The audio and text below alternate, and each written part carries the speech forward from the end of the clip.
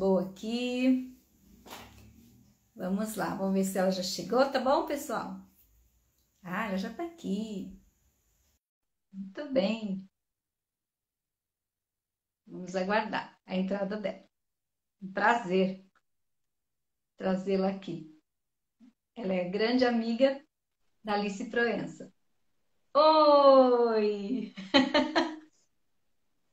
Tudo bem? Eu tô bem, e você? Você me É o ouve seguinte, bem? Vê bem? eu tô te ouvindo bem. Tá bom. Belezinha. Você tá me ouvindo bem? Vamos torcer para as nossas conexões darem certo, para a gente não ficar disputando tanto, né? Eu costumo falar que nós estamos no horário nobre do Instagram, então tem muita gente aí, né, fazendo live nesse momento. Então, às vezes, a nossa conexão cai, né? Vamos fazer de tudo, né, para dar super certo. E seja Claro. bem-vinda, viu, Alessandra? Eu Maravilha. fiquei feliz, estou aqui falando com o pessoal que eu estou muito curiosa para te ouvir, né? Para ouvir sua fala, que nossa conversa de domingo não foi suficiente para eu saber tudo de bacana que você vai contar hoje. Deixei para contar tudo hoje, viu, Selma? Que bom, que Lá bom. realmente a gente só teve uma palhinha. Ah, que bom, muito bom. E eu fico feliz também que você tenha aceitado, né? Você que vem assim, recomendadíssima pela querida Alice Proença. Então, Querida isso amiga. é tão bom, né? Porque ela é como se fosse uma madrinha, né? As referências dela, né? Das pessoas que estão aí na lida, da pesquisa, né? Na formação de professores sempre tem um olhar criterioso para as pautas que somam, né? Então, é com muita gratidão que eu agradeço a sua vinda, a sua chegada, seu aceite na jornada falando de Eu brincar que 2021. agradeço, por enquanto, a Alice, né? É uma delícia a gente poder estar juntas nessa e a gente sempre teve, assim, em vários momentos da nossa história, a gente se encontrando sempre de um jeito muito gostoso. Eu adoro o papo sempre com a Alice. E mais ainda de quando eu recebi teu convite. Então, eu que agradeço esse espaço que você... Aliás, já te falei isso, eu adorei o teu roteiro, assim, eu não acompanhei as edições anteriores, agora já estou espertíssima, já fui atrás, assim, de ver as edições anteriores, mas essa realmente eu acho que tem né, assim, todas as temáticas, realmente, tanto é que eu participei de vários dias, quando eu pude, eu estava lá dentro participando de fato, porque foi muito, muito gostoso. Realmente, que pena que estamos acabando. Já estou É. pensando que você precisa criar uma nova rapidez, assim, para a gente poder se Você acompanhar.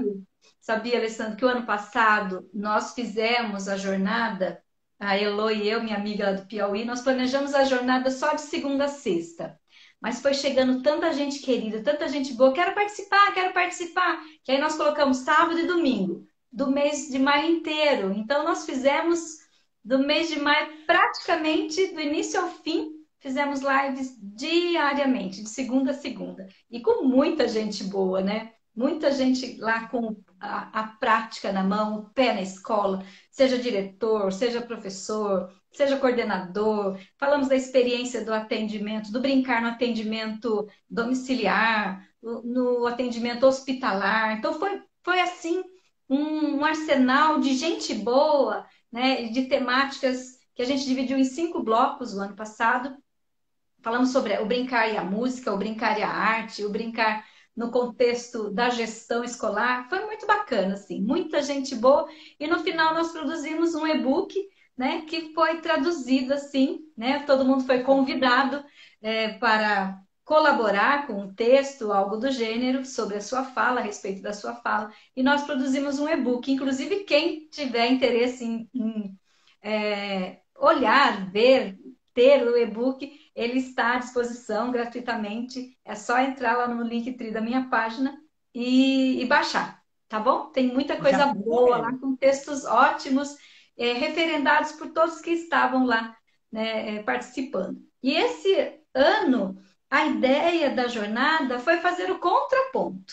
Se o ano passado nós trouxemos quem estava, né, na prática falando de brincar, esse ano a gente quis trazer quem está na pesquisa falando de brincar, quem está na autoria de livros, quem está na formação de professores, quem está desse outro lado que vai agregar conhecimentos, né, para que a gente entenda, nós professores, que a teoria não se faz sem a prática e vice-versa, né? A universidade precisa do nosso olhar enquanto prática, enquanto professor, enquanto pesquisador do chão da escola, vou dizer assim, e a gente precisa também de vocês para a gente, né, poder estudar mais, né? É um ciclo de retroalimentação mesmo, né? É isso mesmo que você falou. É isso E aí. assim a gente complementa. Em 2022 a gente vê qual vai ser o tema. Até lá a gente vai buscando, né, algumas referências, algumas dicas. Tem muito professor que colabora com sugestões, né? E eu queria começar, já agradeci você. Eu quero ler o seu mini currículo. Bem mini que você mandou, gente, porque o currículo dela lá é delicioso. Eu fui lendo, falei assim, ai, que delícia de trajetória, que coisa gostosa. É muita coisa linda que ela já fez nesse mundo, gente. Muita coisa boa que ela já fez, né? Então, assim, uma formação dedicada à educação, à psicologia, né? Então, ao desenvolvimento humano, à infância. Muito bonito. Então, eu vou ler só um trechinho que ela me mandou, tá bom? Então, vamos lá. Alessandra Pimentel é mestre em psicologia da educação pela PUC de São Paulo e doutora em educação pela USP. É professora do Departamento de Pedagogia, desculpa, de Psicologia da Universidade Federal de São João del Rei. É membro do programa de Brinquedoteca, também da Federal de São João del Rei, e do CRIA, que é o Centro de Respeito às Infâncias e suas Aprendizagens. De escritos seus publicados, tem-se o livro Tempo de Brincar, Hora de Aprender, e um capítulo no livro Pedagogias da Infância, que eu quero muito ler também. Eu ainda não tenho em mãos, mas está na lista dos desejos. Isso é muito bom. Então, Sandra, fique à vontade, conte-nos sobre o que é, o que são, qual o olhar dos jogos digitais à luz da abordagem de Regia Emília. Estou aqui querendo aprender tudo com você. Então, eu vou começar do começo, até para vocês poderem entender o que foi que eu inventei de moda. Que a moda, inclusive, nem foi minha. Vou explicar direito.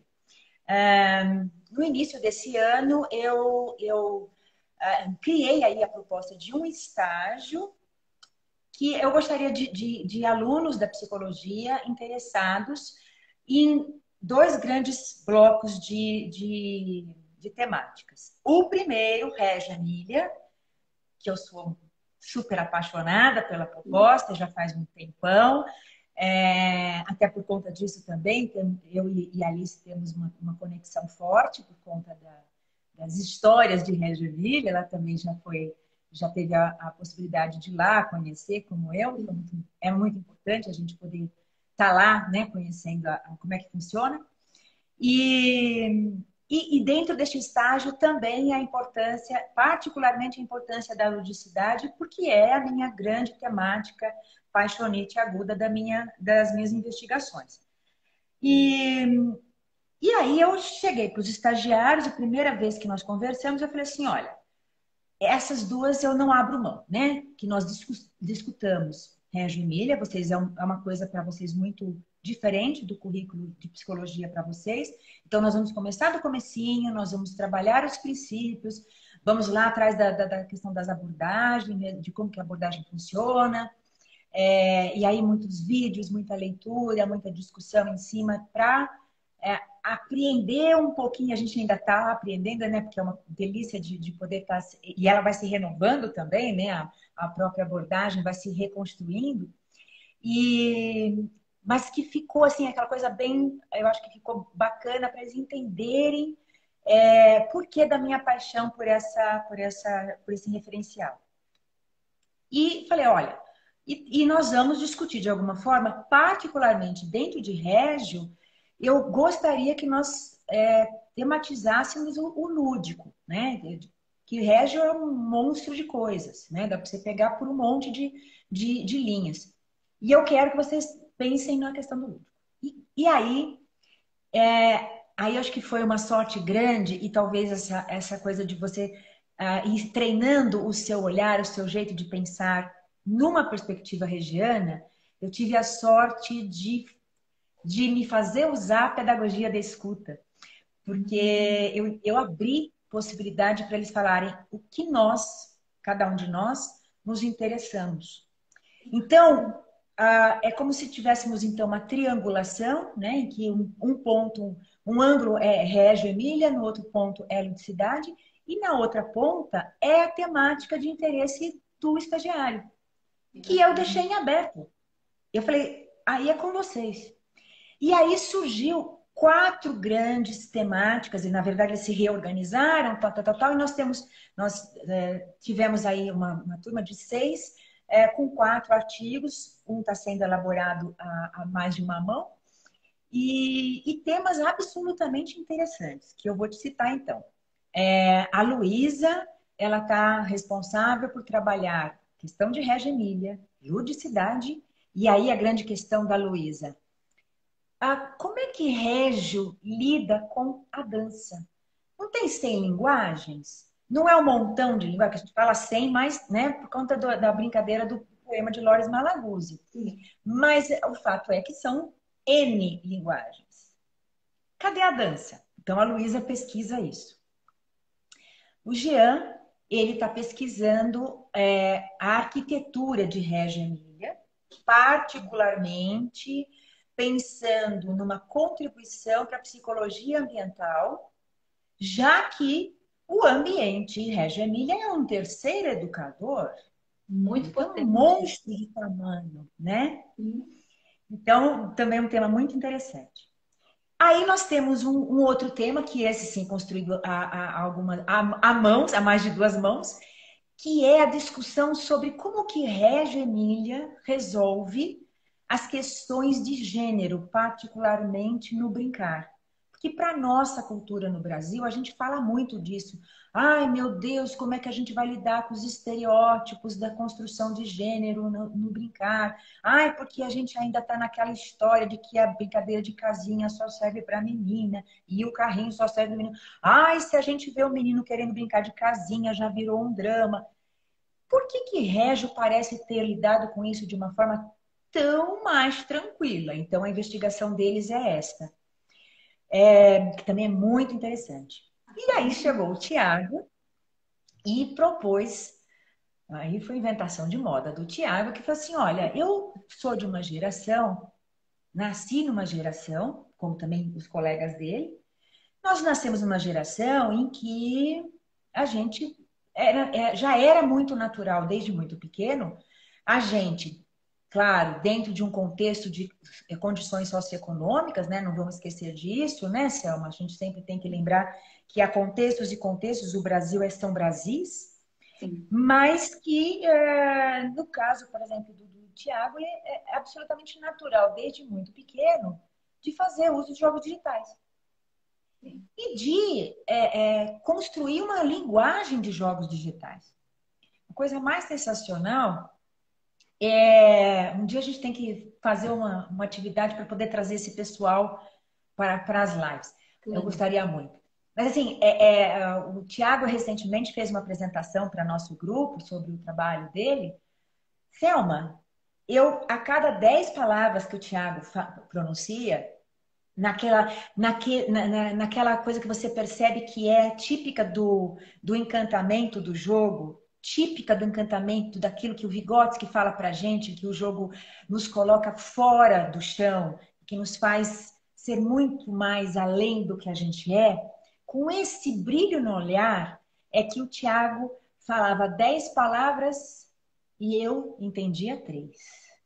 Tendo que questioná-lo. O que você está falando? Porque a linguagem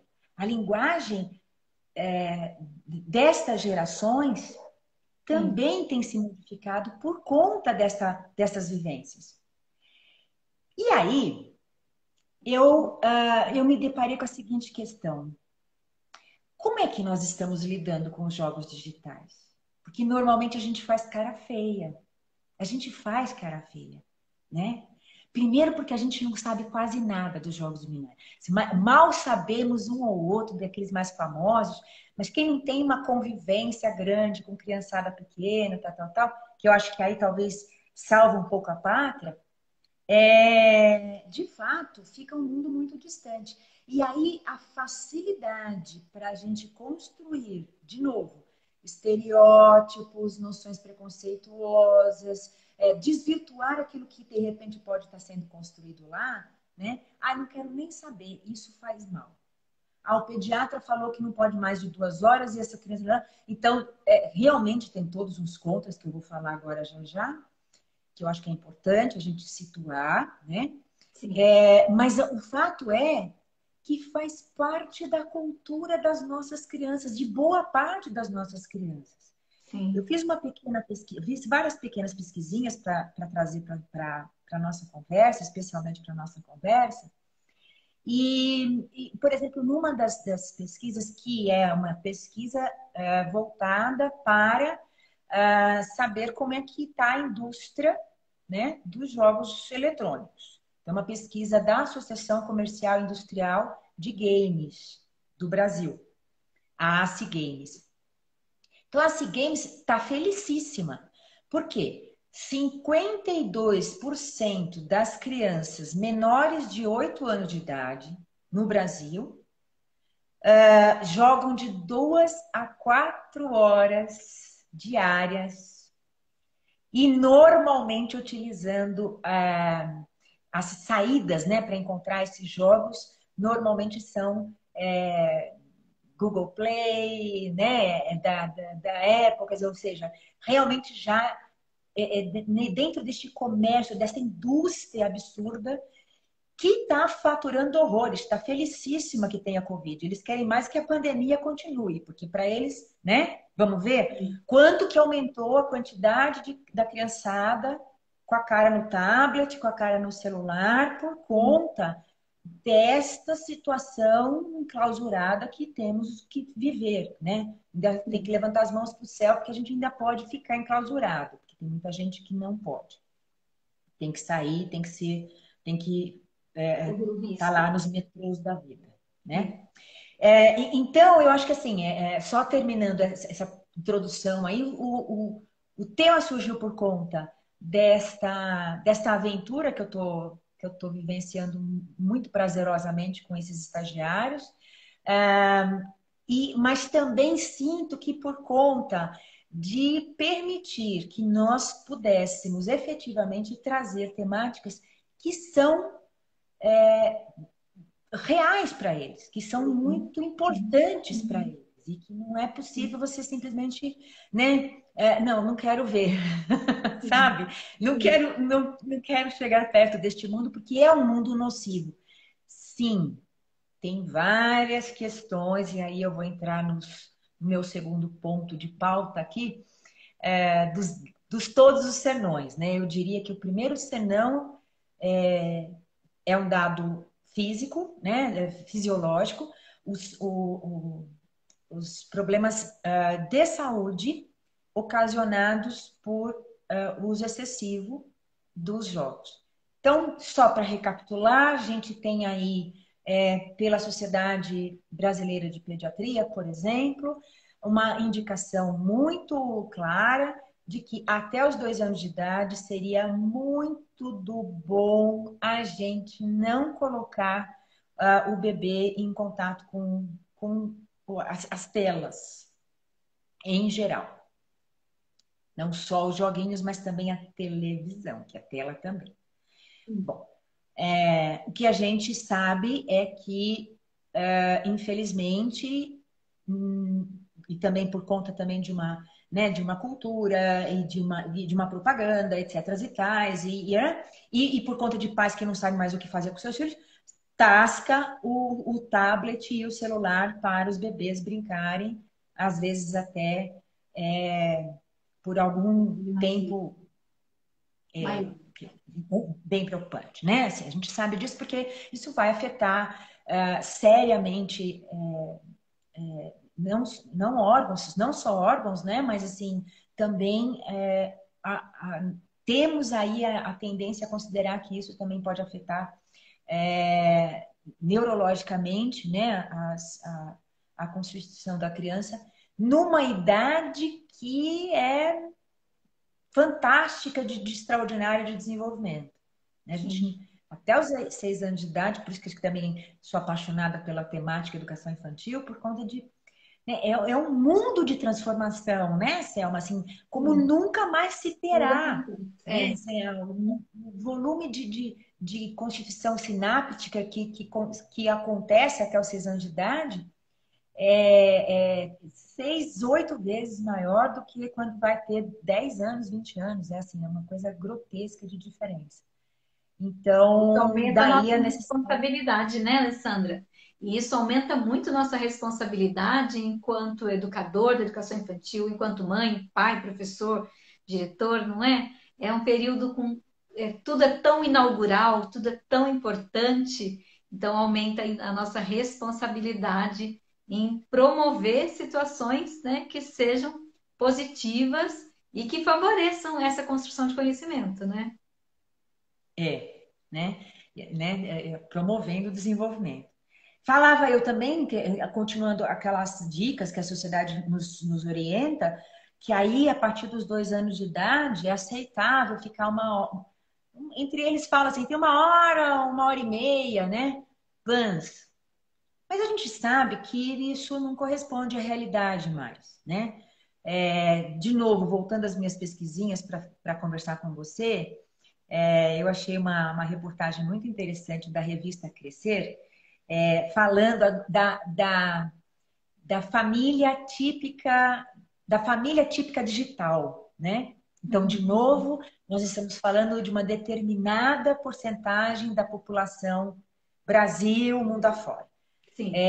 Mas é verdade que nós temos, né, uma constituição familiar hoje em dia de que sentam às mesas, a revista contava mais ou menos assim, a família típica.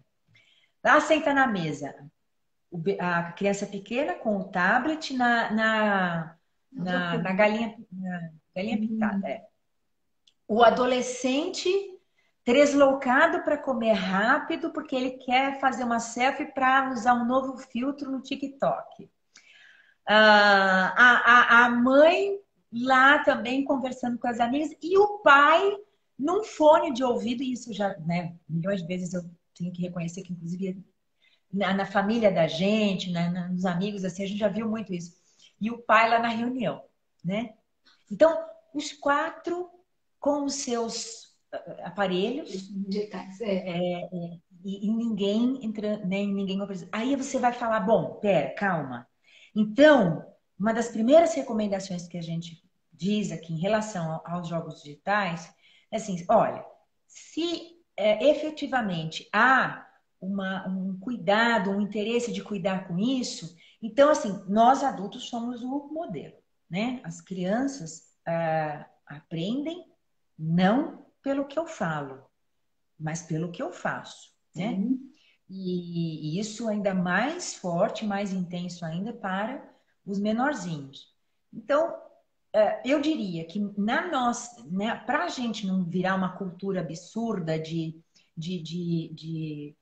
como essa família digital, que sequer trocam olhares durante o jantar, né? Quebrar um pouco com essa tirania dos aparelhos digitais, é preciso a gente ter um empenho, um esforço de criar situações em que sejam interessantes e é lógico que a pessoa vai largar a mão, né? É lógico que se você criar propostas distintas para a criança, ela vai se seduzir por aquele brinquedo, por aquela coisa que você trouxe de novidade.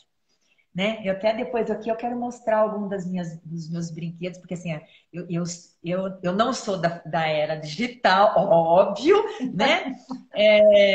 E tenho um carinho especial, inclusive, pelos brinquedos antigos, né? Sim. Então eu ainda fiz umas imagens aqui que eu quero mostrar para vocês em relação a isso também, né? O quanto que a gente tem esse outro lado que a gente tem que continuar a preservar.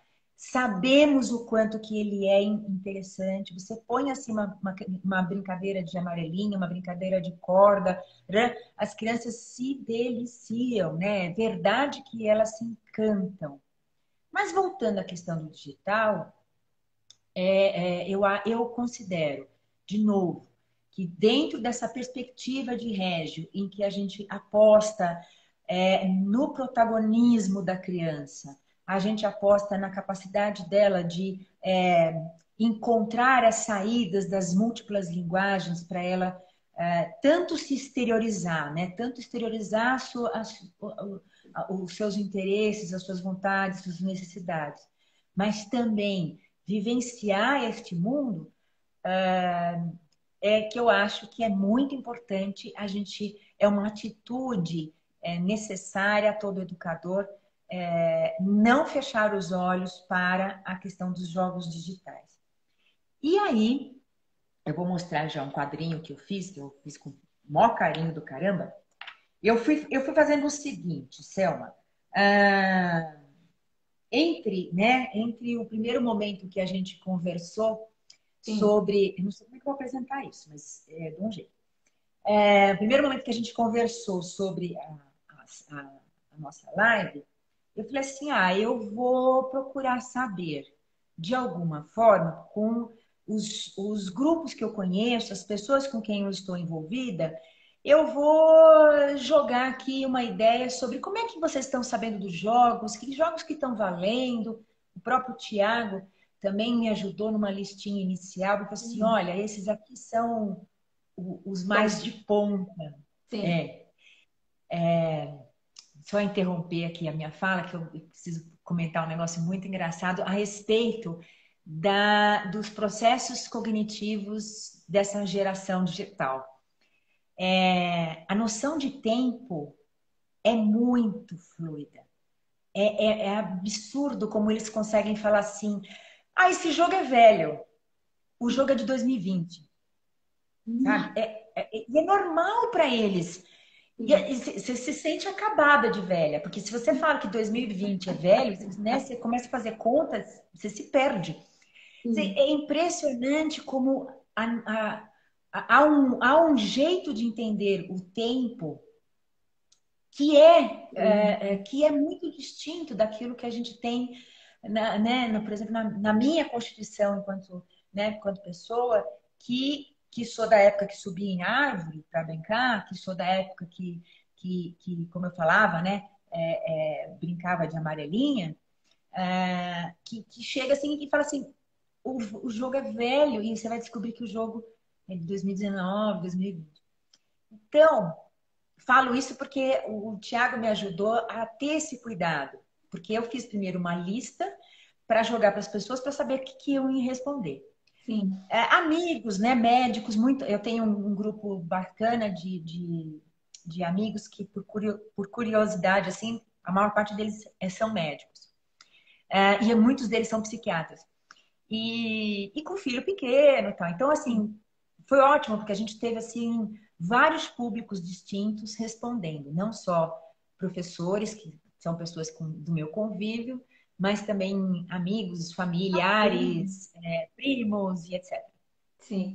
E aí, Você se muniu de muitas informações, então, de vários lugares, para nossa conversa. Que opa, bacana. olha aqui, eu não sei se vai ficar trêmulo, eu acho, né? Eu vou tentar não tremer muito. Ah, Vamos dá ver para se eu ver. consigo mostrar. Sim. Ó, neste gráfico aqui, eu vou passar já já para o nome dos jogos, tá? Nesse gráfico aqui tem o nome dos jogos que acabaram saindo mais na lista. E aqui do lado eu vou fazer a leitura, porque senão a gente vai ler, não é nem Espelhar. grego isso, né? Uhum. É em espelhado, tá? Sim. Então, assim, eu vou mostrar para vocês desde o primeiro jogo lá em cima, que teve o maior percentual até os menores percentuais. Como eu estou falando, para essa moçada aí, não adianta perguntar para eles em 2022, né? Quer dizer, não adianta se referenciar por essa lista para fazer os jogos 2022. Por isso, mais importante ainda, sabemos utilizar dessa pedagogia da escuta, né? Não tem aquele velho ditado que falava assim, por isso que a gente tem duas orelhas e uma boca só, né? Eu acho que a Sim. pedagogia da escuta, ela funciona bem por aí, né, Sim. Selma? Que Penso aí a que gente sim. acaba prestando atenção, né? Não é?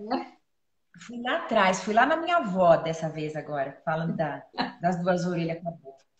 Mas é tão verdadeiro, né, da gente poder Sim. pensar, olha, para ano que vem, ou daqui 6 meses, talvez essa pesquisa já vai estar velha. Ela concebe o olhar da criançada. Aqui tem pais de crianças, não tem nenhum de 1 aninho, 2 aninhos. Eu só consegui pais de 3 a 8. Tem gente aqui que respondeu que é de 8. Então tá, eu vou passar a listinha, inclusive eu passei para você no celular, eu sei que você Sim. tem ela aí. Eu disse. O Candy Crush foi o disparado na frente, quase 20% das minhas pesquisinhas deram nele. Muito. E aquele trivialzão, né? A gente olha, a gente até fala, ixi, nossa, que graça que tem nisso, né? Mas eu vou falar também dessa questão da graça que tem nisso, porque a graça que tem nisso é histórica, né? Ela é datada, né? Eu já passo para isso. 15%, quase 16%, um jogo do Minion, que é o Minion Rush. Esse é bem legalzinho, esse até eu consegui curtir. Outro que eu também achei legalzinho, que eu fui lá jogar. O Mario Kart. Eu achei mega legal. É um jogo que eles conseguem que você coloque no jogo, ah, no console lá, a imagem da sala da tua casa. A sala entra pro jogo. Tem que representar. E aí ganha lá o carrinho, não sei o que, tal, e é um kartzinho, né? E você cria os percursos. Então a criança vai inventando os percursos. Eu fiquei pensando, já que, né, referenciando na minha infância, o quanto que eu era viciada de ir escondido querer brincar com o autorama do meu irmão.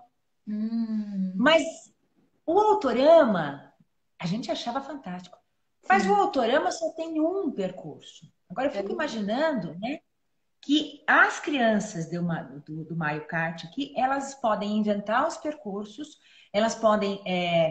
A sala da casa da mãe vira o Vista, percurso, né? efetivamente. Não, é realmente assim, vou curtir ter um desse. 15% também, quase 16%. Com 12%, um Lego virtual do Marvel. E aí a gente fica pensando também nessa história que eu estava falando do Autorama, né? Essa transformação dos jogos que eram físicos, transformados numa linguagem que atende às dimensões para as crianças de hoje, né? Então parece que não é tão assustador assim quando a gente começa a estudar esses jogos, a gente fala assim, não, mas espera, então assim, eles não são tão monstruosos como a gente imaginaria de cara. Minecraft, ele deu aqui na minha pesquisinha 9,5. Mas o Minecraft, aliás, o Thiago também me deu aulas a respeito do Minecraft, porque é um jogo antigo, antigo na língua dos jovens, né? Deve ter aí, coitado, 5, 6, 8 anos, mas é antiquíssimo. E o Minecraft acabou conseguindo evoluir ano a ano, criando novas possibilidades. Atualizações, né? Como, Novas atualizações que foram chamando a atenção das crianças, né? sim, uma das coisas que eu achei muito bacana é que o jogo ele sai no mundo virtual. É um dos jogos que mais faz isso. O Mario Kart também. Mas ele sai total do mundo virtual e passa a fazer valer para o mundo real. Porque ele tem comunidades de Uhum, jogadores. As sim. crianças, uma coisa que o Tiago também comentava bastante nos nossos encontros, o quanto que os jogos digitais fazem parte da conversa, das interações entre as crianças no mundo físico.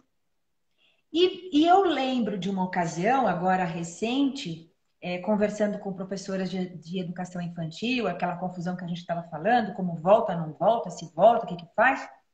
E ela conversando uma coisa interessante do seguinte, nos pequenos encontros que eles estão conseguindo fazer online com a criançada, eles fazem lá as propostas diversas, tal, de tipo tocar um violão e a É. criançada cantando junta, é, criar jogos com recicláveis e vão inventando, né? Educador para inventar dois palitos. Mas o interessante é uma vez em que ela permitiu que a criançada pudesse usar o tempo online para brincar entre si. E lá foi o Minecraft na parada. Ah, A criançada estava brincando com Minecraft. O curioso é que acabou a aula, acabou o momento online da aula em si, mas aqueles que estavam no Minecraft continuaram conversando sobre o jogo, não mais jogando. Eles continuaram na tela, infelizmente, né? Mas literalmente podendo ter um encontro de conversa sobre o jogo, puro e simples, né? Essas trocas sobre a brincadeira, essas trocas sobre o quanto eu me diverti e o quanto eu ainda posso me divertir. Então, esse também é um dado que eu acho muito interessante. Vale a gente utilizar desses jogos para esta manifestação também. Sair do virtual, puxar para o legal. presente, né? E aí eu também tenho mais dados em relação a isso. Nossa, meu Deus do céu, muita coisa. Que mais aqui na minha lista de interessantes? Aí depois assim dos 9.4 veio vários, e aí o importante. Entre meus 9.4, tem um dado que eu achei legal, que é das pessoas que responderam assim: não conheço, ou não incentivo, ou meu filho não conhece, não brinca. Então, nessa mesma linha do Minecraft, né, no mesmo percentil do Minecraft, Frozen também. Frozen, bem chatinho, também não gostei desse Frozen. Olha que eu adoro a Frozen, mas o joguinho não me encantou. Mas ficou o Minecraft, a Frozen e este dado. Este dado que também tem que ser respeitado. Então, assim, como é que o educador vai lidar com situações em que há uma turma que tá lá, brinca, joga digital pra caramba, extrapola o horário, o pai tem que xingar para tirar o jogo da mão e não sei o quê. E também tem aqueles que a cultura familiar não dá margem nem possibilidades, não há interesse para esse tipo de jogos, preferem outro tipo de atividades e faz parte daquela cultura familiar e que precisa também ser respeitada, né? Então, claro, são questões diversas para a gente poder estar aqui, né? Estou assim jogando várias possibilidades mais de questionamentos até do que de respostas, né? De soluções, mas eu acho que assim, o recado que o Tiago me proporcionou com esse trabalho dele foi isso, de a gente apostar na necessidade de compreender esta linguagem, que é uma linguagem muito distinta, muitas das vezes muito distante e distinta, às vezes, da realidade que, dentro da cultura de formação de um educador, né, não se parou para pensar. Não tem um lugar dentro de um curso, de uma faculdade, né, de pedagogia ou da própria psicologia, em que a gente dê margem para se colocar essa temática sim. em discussão, né? Sendo que nós estamos lidando com gerações que conhecem isto, conhecem né? Minecraft, Candy Crush, esses troços todos aqui que eu falei. Então, eu acho que é preciso nós nos alertarmos para isso, para a gente não perder o bonde da história, né? Na medida em que a gente tá construindo uma postura com muita dificuldade, porque a gente é uma postura difícil de a gente conseguir instaurar, né, internalizar, que é essa da pedagogia da escuta. né? Eu acho que isto é a marca mais fundamental, né, para a discussão, para uma discussão possível sobre os jogos.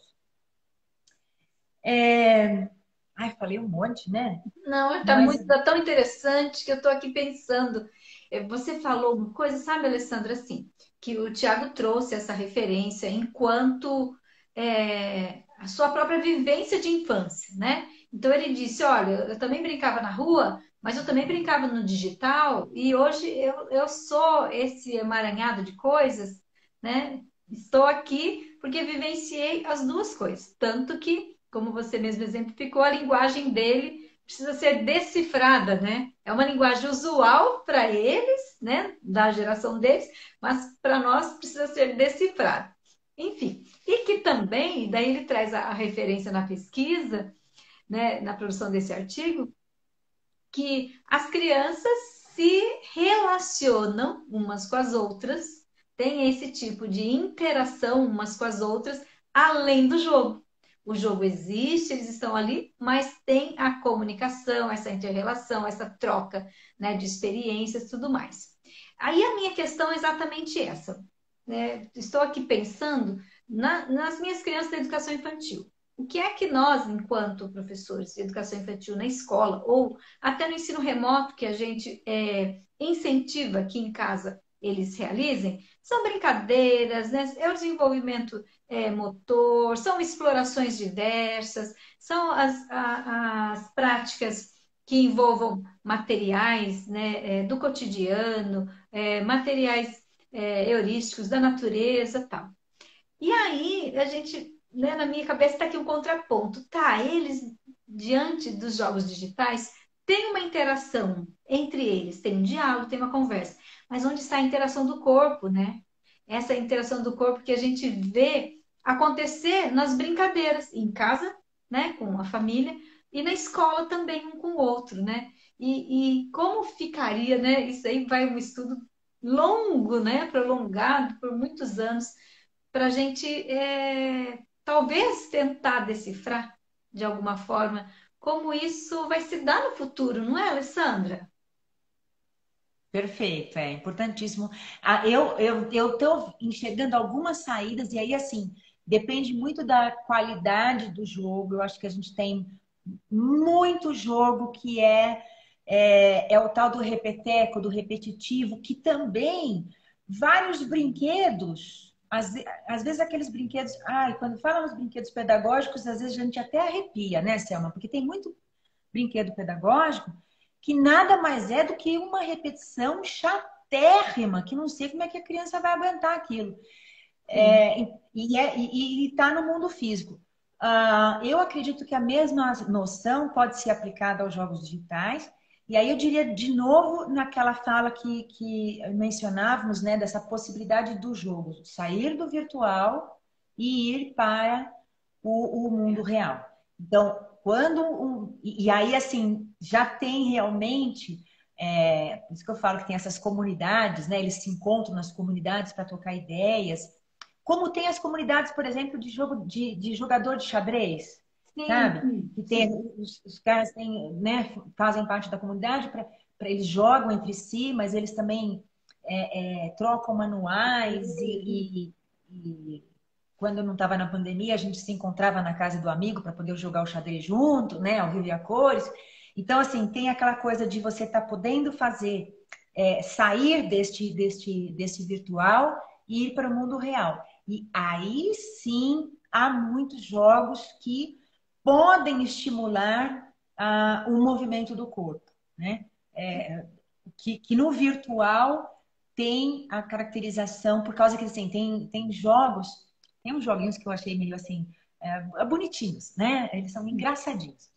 Por conta disso, por causa de situações do cotidiano, eles são virtuais, mas lidam com questões do cotidiano. Então, é, para alimentar bichinho, né? O bichinho é virtual, não é só alimentar, é cuidar da temperatura, é ver se ele está bem confortável, se ele está feliz.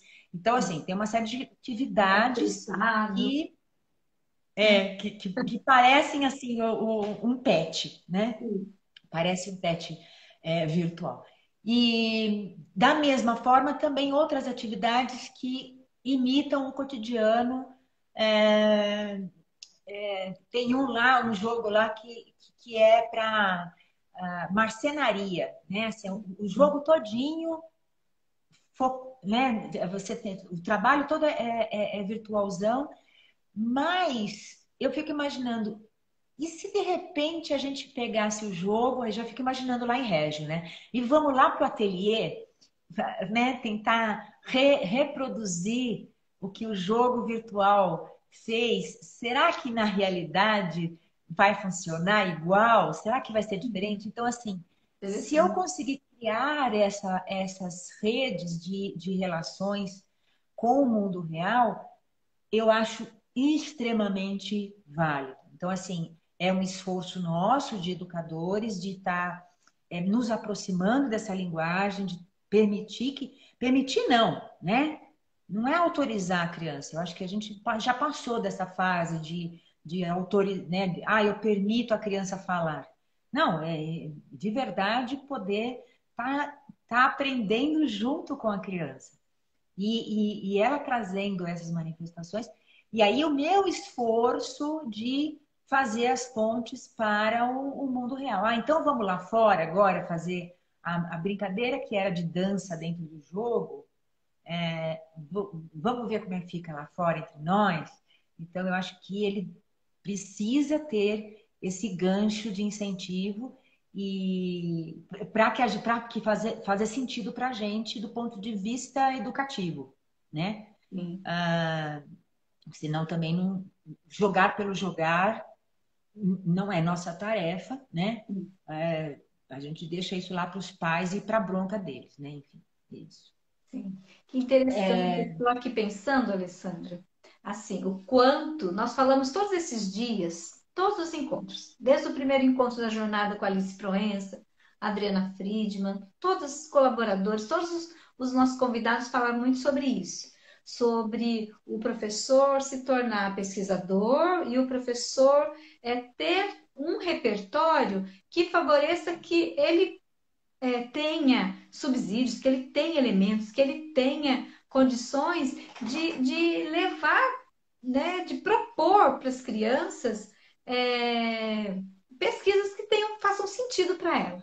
E hoje você traz para mim, que é uma grande incógnita, né? Eu já não tenho filhos pequenos, e a minha neta, né, já tem 10 anos, mas também ela não é tão ligada assim a jogos digitais, sim, mas não muito, ou pelo menos enquanto está com a gente, né? E eu não tenho repertório desses jogos. Então quer dizer que, na verdade, eu estou muito aquém da linguagem que eu precisaria ter para ter uma conversa com as minhas crianças, para ter uma proposta que faça essa relação que você acabou de dizer. Como é que eu posso transformar aquela linguagem lá? Não é fazer um jogo semelhante para o corpo físico, não é isso. É usar de alguma um nome, um personagem, que se eu tiver errado, você me corrige, por favor, para que isso faça sentido ali na escola também, né? E olha só, então é exatamente isso que me traz a pulga atrás, né, atrás da orelha, que esse também tem que ser um repertório do professor, né? Ele também tem que saber que tipo de jogos, que tipo de acesso as crianças têm além da escola, né? Então assim, por isso que eu falo que os jogos que a escola, e aí assim, é um grande desafio, porque a criança é que vai trazer o repertório, né? E é muito diferente daquela coisa de, tipo, por exemplo, quando a gente ouve a criança trazer um repertório, tipo, ah, hoje choveu, hoje eu percebi que a água da chuva escorre pelo chão, e aí eu fiquei pensando como é que a chuva se constrói, né? Como é que a chuva se monta no mundo e tal, e aí a gente vai fazer um projeto para conhecer o ciclo da chuva. Mas isso faz parte do meu repertório como educadora, eu estou tranquila. Sim. Eu não tenho muito esforço a fazer a mais para descobrir do que se trata. Agora, quando a criança fala assim, ah, então, eu queria construir, que agora estava falando da moda do Minecraft, aí eu queria construir o Everest pelo Minecraft, porque agora estava falando dos desafios que vão se evoluindo. Não, em particular nesse jogo, uma coisa doida que eu ainda não consegui, eu não consegui entender assim, cognitivamente, completamente. Mas a brincadeira, a história é a seguinte. Hoje, adultos, engenheiros, arquitetos, gente pauleira, né? Com formação pauleira, usando Minecraft para reproduzir as grandes maravilhas do mundo, na mesma proporção.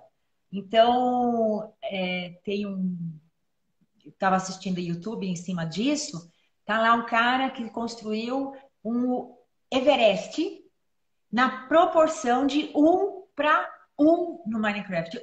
Até agora eu não consegui entender como é que isso acontece. Cadê esse Minecraft do tamanho de Everest? Eu só consigo entender o Everest do jeito que ele é, concreto. Que inclusive acabamos de ter uma brasileira subindo ao topo dele. Acho que ela subiu, acho que ao topo dele hoje, não sei se é hoje ou ontem, que é a primeira latino-americana a conquistar o topo do Everest. E aí, assim, né, pensar num tipo de coisa dessa, que o engenheiro gastando tutano para pensar como é que ele usa o Minecraft para imitar o mundo, para reproduzir o planeta Terra nas suas grandes. Tem uma parte dele se dedica aí aos grandes acidentes geográficos, às maravilhas da natureza, e outros às grandes obras da humanidade. Então, o cara vai construir 1 para 1 a Torre Eiffel. Nossa. Né? É somente entrando na cabeça do virtual para a gente conseguir captar um pouco essa imagem. Mas isso que eu falo, assim, tem muita curiosidade. E aí, eu vejo assim o brilho nos olhos da criança que você abre possibilidades dessa conversa acontecer, porque ela fala assim, nossa, sou eu que estou orientando a conversa, sou eu que estou direcionando o papo, né? Porque a minha professora, de fato, ela está dependendo de mim para conseguir entender aonde que a coisa vai chegar. Então, eu acho que, assim, cria uma possibilidade de que a gente fala assim muito na questão dos isomorfismos, né? De você conseguir fazer um trabalho educativo em que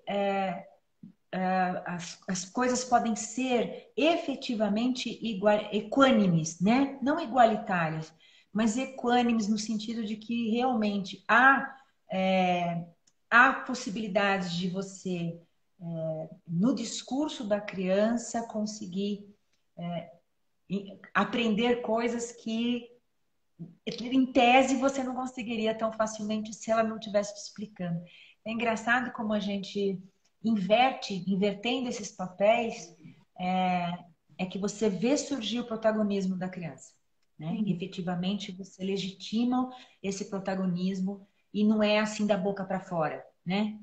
Realmente é de uma verdade absurda, porque a criança vai chegar em casa e vai falar para os pais assim, olha, hoje, na roda da conversa, eu pude contar sobre o meu jogo que eu gosto, que eu brinco com meus colegas e tal. Quer dizer, realmente a gente poder ter um espaço de legitimidade para uma coisa que, novamente, eu repito, não há como a gente falar isto não faz parte da cultura. Né? A cultura, ela é viva, ela se modifica, né?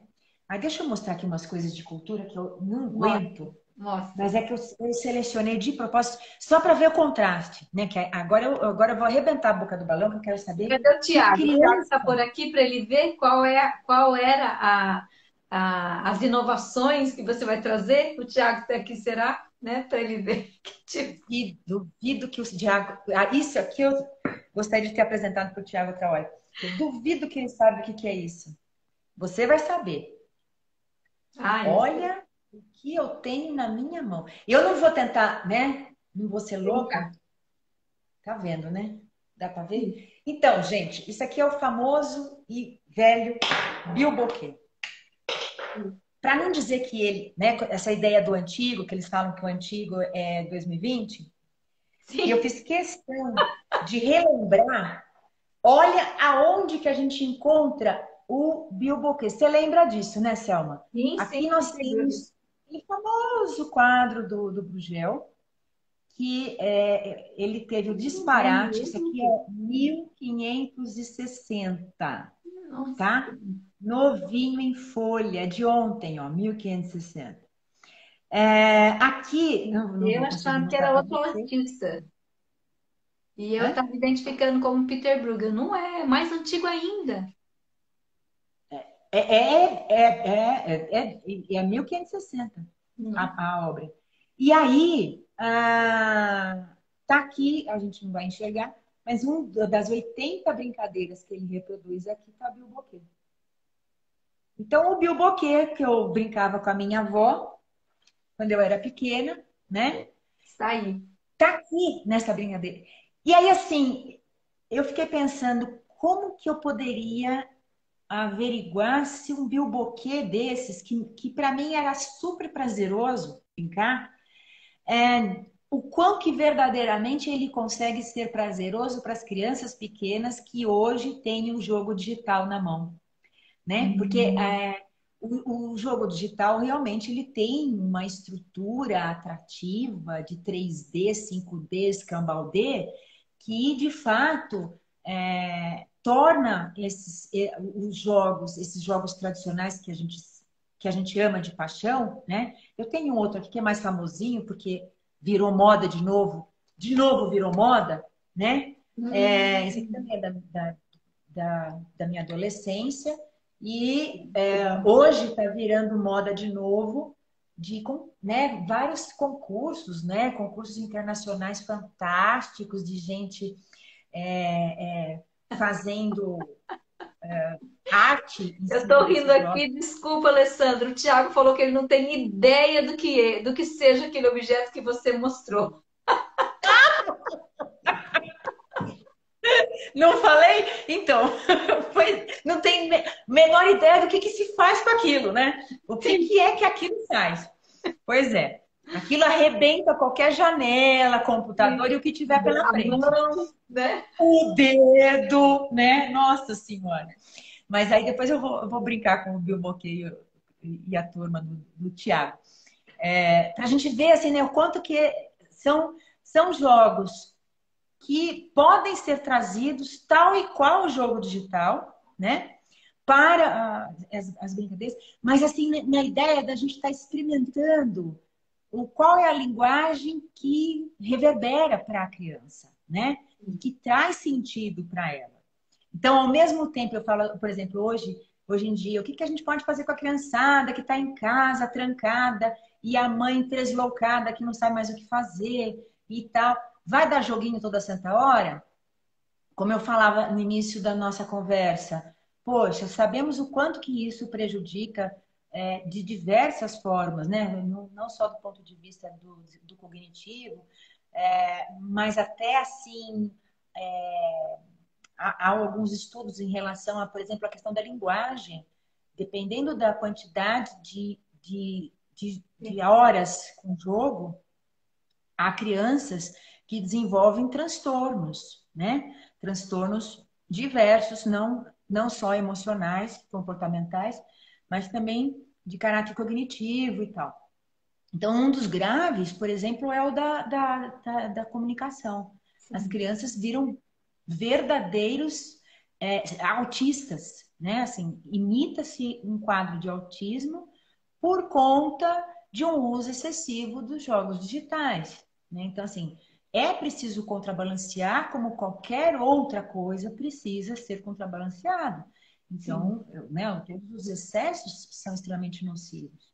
Então, claro, uma hora está no jogo digital, está na comunidade, está conversando com os colegas, mas outra hora, né, inventando moda, sei lá, fazendo uma cachoeira com a mangueira no quintal, para quem tem quintal, Lendo um ou mesmo livro, né? ler Conversando um com a família, enfim. livro, né? Eu acho que assim, né? Fazendo cabana na sala, Sim, né? Bem na hora da reunião do pai, de preferência, para ficar bem bonito, né? Agora todo mundo tá junto, sim, sim. dureza. Exato. Mas eu acho que é isso, assim, a gente tem que, né, fazer esses contrabalanços, mas o principal é que é o recado que eu aprendi com o Tiago. Não dá para ser descartado. Não podemos fechar os olhos para a cultura dos jogos digitais, que faz parte da essência das novas gerações novas gerações, e aí eu vou bancar os jovens, né? É, que estão desde de 2000 para cá, né? Então, assim, de 2000 para cá nós tivemos uma grande revolução em termos de tecnologia. Acho que antes disso a gente, pelo menos em termos de Brasil, éramos mais devagar. Mas houve um boom, né, de crescimento nesta área. É uma indústria que está ganhando horrores, que vai aproveitar essa onda o máximo possível. Então, é uma indústria que vai fazer das tripas coração para promover o uso de jogos digitais. Inclusive, uma coisa que eu andei vendo também nessas minhas pesquisas, é, alguns aplicativos dirigidos para bebês. Então, assim, hoje em dia já existe muito aplicativo direcionado para bebês. Então, assim, que é aquela coisa, que e agora, né? Eu acho que aí vai muito também de uma conversa educadores e família, né?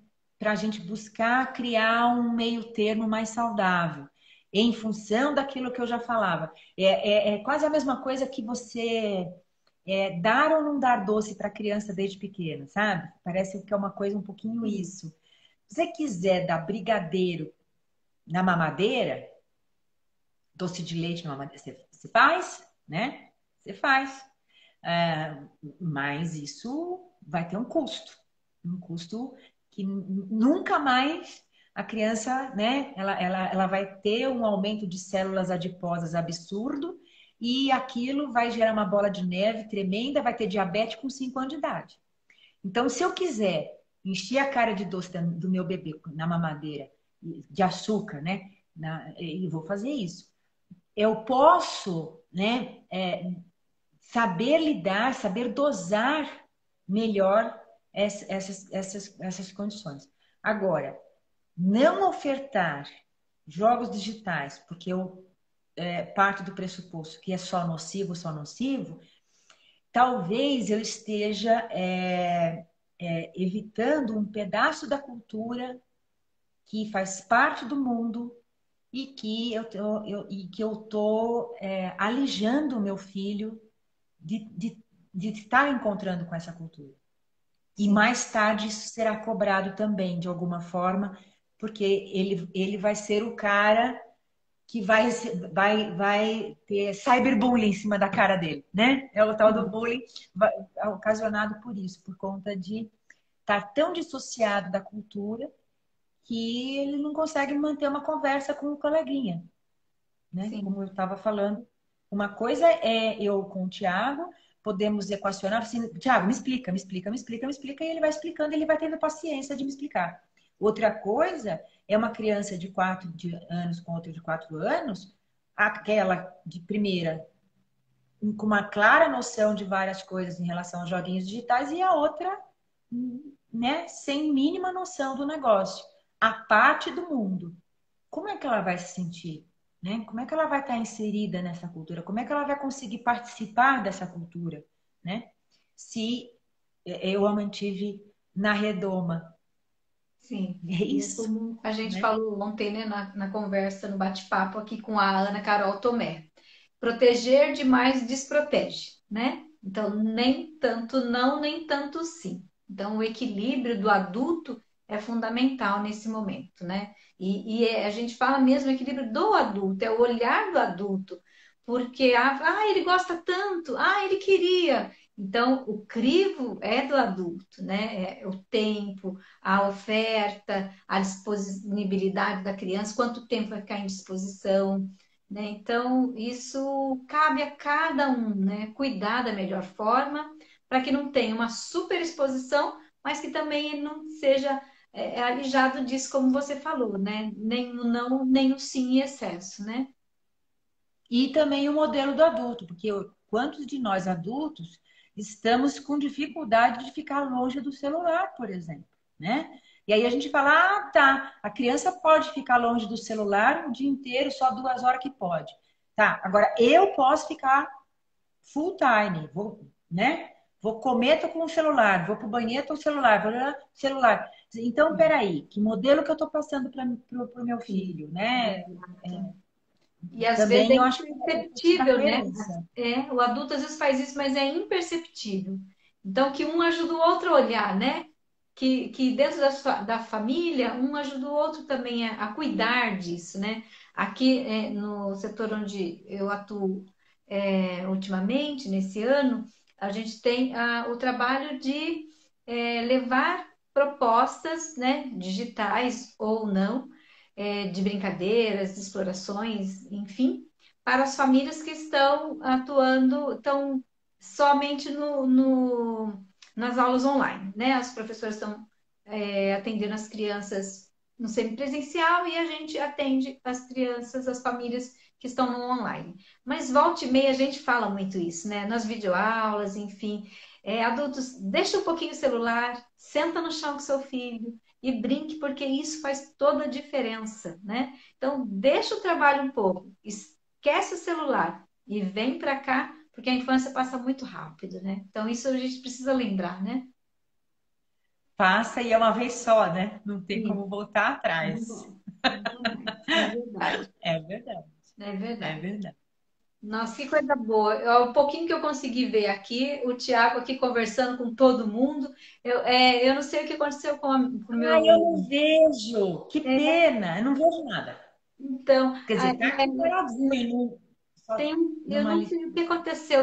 Ontem para cá eu não tenho mais acesso. Então, uma hora ele aparece, outra hora some. Então, eu não estou com acesso às perguntas, aos comentários. Que pena, né? Por isso que eu pedi, mandei aqui um recadinho, se caso alguém tivesse alguma pergunta, para deixar na caixinha de perguntas. Enfim, mas vocês aí conheceram a Alessandra, tiveram aí acesso à página dela. Eu tenho certeza, né? Tanto ela quanto o Tiago terão assim muito interesse em responder algumas perguntas que vocês quiserem, ou alguma dúvida, ou até um comentário, né, a respeito da sua posição, né, sobre o tema.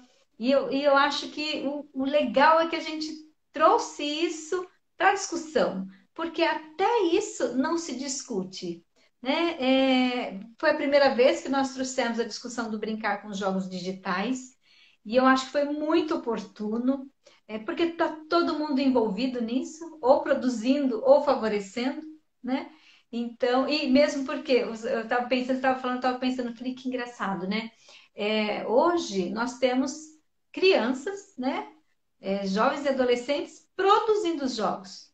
Tem criança com 10 anos produzindo os jogos, né? Os novos aplicativos para outras crianças brincarem. Então, assim, é um novo mundo de profissões, são novas profissões surgindo, são novas tarefas aparecendo, porque, como você falou, a gente não tem como fechar os olhos e dizer, não, isso não faz parte da nossa cultura.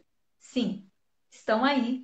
E cabe a nós entender isso, né, e ajudar tanto a criança quanto a família a pensar nessa questão do critério, né? Não dá para fechar os olhos, mas dá para a gente abordar, dá para a gente falar a respeito, né? Pelo menos a gente poder tá atento, né, para escutar as crianças acerca disso. Primeiro, respeitá-las, né? Sim, Respeitar esse processo que faz parte da vida delas, e mais forte ou não, mas faz parte da vidinha delas. E apreender, lidar com esses jogos, quer dizer, Não é verdade que são todos uns grandes monstros nocivos e que a gente abolir, etc. Não, claro, tem jogos e jogos, como falava antes, anteriormente, como tem os jogos educativos, que às vezes, né, deixam muito a desejar, a gente, que lindo, maravilhoso. Mas é uma droga de jogo, é muito chato, é pouco criativo, não traz enriquecimento. Eu estava lembrando de outro jogo aqui também, que eu também está nas minhas caixinhas, que eu amo de paixão, que é o Tangram. O Tangram é um dos jogos. Eu adoro o meu Tangranzinho feito de EVA, que eu tenho há séculos. Mas, de fato, quando eu descobri os aplicativos de Tangram, a evolução do meu jogo, sem brincadeira, o meu jogo de Tangram evoluiu pra caramba a partir do meu interesse por ir para o mundo virtual, porque a possibilidade no mundo virtual Implica uma cria ali, né, uma coisa. Claro, não é a mesma coisa de você trabalhar a rotação, né, como a gente faz aqui no motorzinho simetria, aqui da né? mão, Sim, de você fazer a inversão e tal. Lógico, todos esses processos acabam se tornando no mundo virtual puras flechinhas, né? A gente sim. trabalha com as flechinhas. Mas aí, de novo, que tal se depois eu, saindo do mundo virtual, for tentar, que eu já fiz isso, que é eu tentar descobrir como que eu faço no mundo real. Então, eu tenho o Tangram, acabei de aprender no mundo virtual, agora eu vou tentar montar o Tangram. Este Tangram que eu consegui no virtual, mais elaborado, mais sofisticado, assim, com as coisas muito belíssimas que eu preciso. Nossa, tô poderosa, virei gênio do dia para noite no Tangram. Legal. E aí, pois é, poder voltar então para o mundo real. Acho que é essa a dica que eu tento passar para os educadores, né? De a gente não fechar os olhos, é uma cultura que está já presente há muito tempo, né? Nós estamos aí falando de pelo menos, certamente, 2 décadas já de gerações que têm cada vez mais passado a fazer parte, né, deste mundo virtual.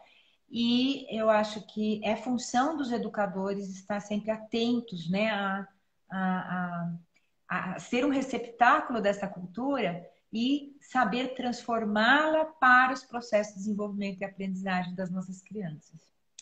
É isso que eu tinha para falar para Que vocês coisa hoje, boa, Céu. né? Se E o você quiser exercício da passar. escuta, né? O exercício da escuta, estar sempre presente, né? Para que possa validar mesmo o que as crianças trazem, seu repertório, seu jeito de pensar sobre a sua própria vida, né? O seu cotidiano.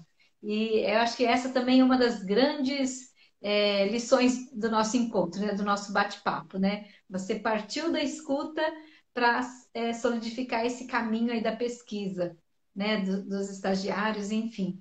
E é essa grande lição que Régio traz, né? Uma das, claro, né? Uma das.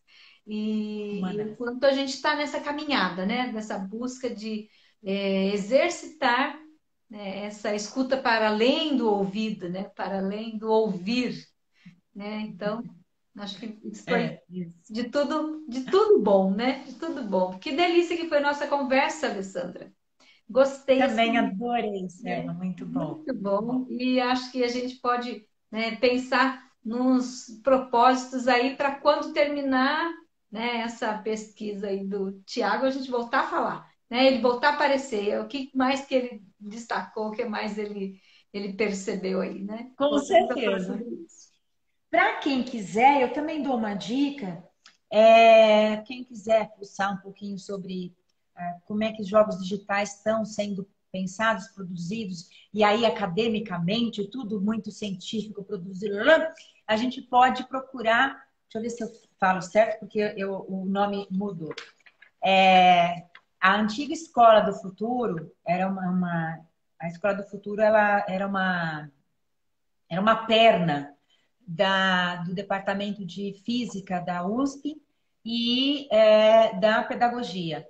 Ela Sim, nasceu de um encontro da pedagogia com a física. que delícia. E agora é www.futuro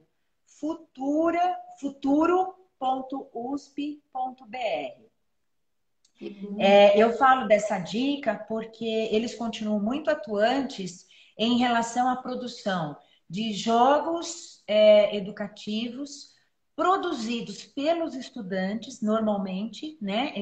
Os próprios estudantes que estão se formando nas áreas de física e pedagogia trabalham integrados, e não só eles. Começou a entrar pessoal da arte, começou pessoal da psicologia, agora a Escola do Futuro ficou 1000 vezes maior do que ela era há 15 anos atrás. E ela continua produzindo, então, com essa vibe aí, de produzir material para ensino fundamental, particularmente, fundamental e médio, todos produzidos por estudantes que estão se formando nesses departamentos, nessas faculdades lá da USP. Então, Pode eu acho que para repetir, quem Sandra? Pode repetir, por favor? posso, Estou escrevendo é aqui. Ah, www.futuro.usp.br. beleza.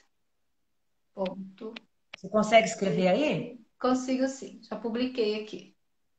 Futuro.usp.br. Isso. Aí vamos todo mundo lá pesquisar, saber mais um pouco, né? Isso. É uma área interessante para quem tá procurando aí uma referência. Eu acho que vale conhecer o trabalho do pessoal lá. Ai, que bacana, que bacana. E eu fico muito feliz pela nossa conversa, né? Hoje, quando eu estava vendo o seu currículo, enfim, eu estava vendo que delícia, né? Uma grande trajetória na pesquisa sobre o brincar, né? Para quem teve a Tizuco como coordenadora, né? Da sua pesquisa, e É, depois é. ainda ter o acompanhamento da Júlia Formosinho. Gente, que delícia que é, né, ter inspiração, né, acompanhamento de pessoas que estão tão dedicadas a pensar o brincar. Então, eu penso que sua conversa, o seu olhar veio colaborar muito com as nossas reflexões, as nossas ideias acerca do brincar e o quanto a gente também precisa ter radares abertos, né, para outros aspectos que talvez ainda não tivesse sido pensado, falado, e você traz um assunto muito importante que a gente precisa discutir mais. Então, eu agradeço muito a sua presença, viu? Que coisa boa. Muito obrigada. Muito obrigada a você, Selma, por esse espaço bacana. Eu acho que assim também para mim foi num primeiro momento eu falei assim, meu Deus do céu, o que que eu fui inventar? Porque hoje já se viu, não é uma área em que efetivamente eu tenha conhecimento. Falei aqui para vocês, né? Eu tive muito apoio. Aí sim, né? Essa coisa gostosa de poder ter o apoio do aluno, né? A gente Lindo. construir um processo de trabalho, de pesquisa, de investigação muito sério, muito bacana, muito Sim, profundo e realmente construído por essa parceria. sim. Então, eu acho que me trouxe aí esse desafio, mas acabou sendo uma coisa bem deliciosa de ir atrás, de conhecer. E espero continuar me aprofundando para também não Então, perder o bonde da história. isso mesmo, né? E você traz um outro elemento, né, Alessandra? O quanto a cocriação é decisiva na situação que nós estamos vivendo, né? Não há mais como não pensar na cooperação, seja dentro da escola, seja na casa, enfim, né? Isso já era uma abordagem muito comum da gente educador, né? O quanto a gente via isso nas crianças, isso trazido no currículo diante das interações e do brincar, mas os adultos também precisam co-criar, né? Precisam estar juntos para que é, é, aumentem, né? Tanto as dúvidas quanto as pesquisas, não é isso? E assim a gente aprende mais, né? É. E aumenta também o brilho no olhar, e certamente eu acho que traz isso, aumenta a riqueza das produções e aumenta o brilho no olhar da gente continuar querendo pesquisar, querendo investigar, querendo produzir. Verdade. Que coisa boa. E a gente do lado de cá querendo educar. Quando a gente, né, deseja também apreciar o brilho nos olhos das crianças, ai, não tem coisa melhor, né? Você está aí com o Tiago, né, tão efusivo contando sobre a pesquisa, e é exatamente esse o nosso afã, né, pelo nosso trabalho, né? Que coisa boa. Então, estamos no Exatamente. caminho certo, né? Coisa É boa. Então, isso. muito É obrigada, isso. Alessandra. Agradeço de coração. E eu deixo aqui para você e para todos os convidados um convite para estar aqui conosco amanhã, né? O último dia da jornada falando de brincar. E aí teremos a Pois Silvia é. Freitas contando também a experiência do brincar na vida humana. Então, muito obrigada, tudo de bom. Beijo. Tchau, tchau. Tchau, querida. Maravilha. Tchau, Até tchau. mais. Pessoal, espero vocês então aqui Tchau. amanhã. Até mais. Isso aí.